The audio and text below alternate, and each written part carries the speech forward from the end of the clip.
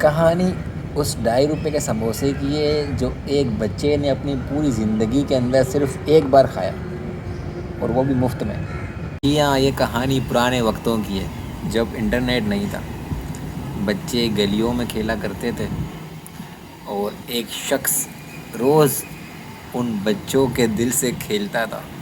گلی میں کنچوں سے کھیلتے ہوئے بچے جب اپنے کھیل میں مشغول ہوتے تھے، عین اس وقت ایک شخص جس کے ہاتھ میں اسٹیل کا ڈبہ ہوتا تھا اور وہ ان کے دلوں سے کھیلتا ہوا گزرتا تھا۔ وہ آواز لگاتا تھا، سموسے والے، سموسے والے، اور ان بچوں کے جیب خالی، ہاتھ میلے کچیلے، کپڑے مٹی سے گندے، بال ان کے بکھرے ہوئے، اور چہروں پہ مسکراہٹ اس سموسے والے کی آواز سے اداسی میں بدل جاتی تھی، کیونکہ ان کی بھوک کی شدت کو وہ سموسے والا للکار کے چلے جاتا تھا۔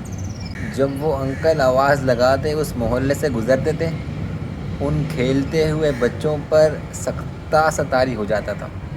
یہ سلسلہ زمانے سے چل رہا تھا، لیکن ان بچوں کی یہ حسرت تھی کہ کبھی نہ کبھی ان انکل سے سموسے خرید کے وہ کھائیں گے۔ چونکہ بچوں کو صبح خرچی ملتی تھی اور شام کے کسی پہر وہ انکل سموسے لے کے آتے تھے، تب تک خرچی کو سنبھال کے رکھنا ایک ناممکن سی بات تھی۔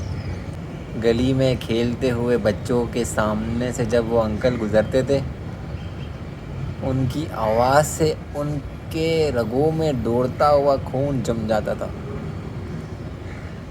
کہ وہ حسرت سالوں سے ان کے دل میں رہی کہ ان انکل کے سموسے ہم نے کھانے۔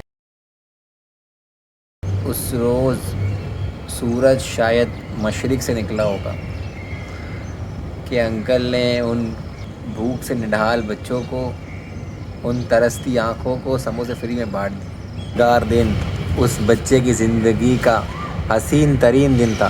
دنیا جان کی چیزیں کھا لی، لیکن اس سموسے کی جو لذت تھی، جب ایک بار وہ 2.5 روپے کا سموسہ انکل نے فری میں ان بچوں کو دے دیا، اس کے بعد جب بھی انکل اس گلی سے گزرتے، بچے اپنا کھیل اور مشغلہ چھوڑ کے کھڑے ہو جاتے اور انکل کو ٹکٹکی باندھے حسرت بھری نگاہوں سے دیکھتے رہتے، جب تک وہ انکل ان کی نظروں سے بوجھل نہ ہو جاتے، وہ بچے دوبارہ کھیل میں نہ لگتے۔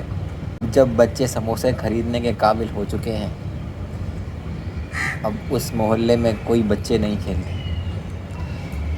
اور اب وہ انکل سموسہ ہاتھ میں ڈبے میں لیے نہیں گزرتے۔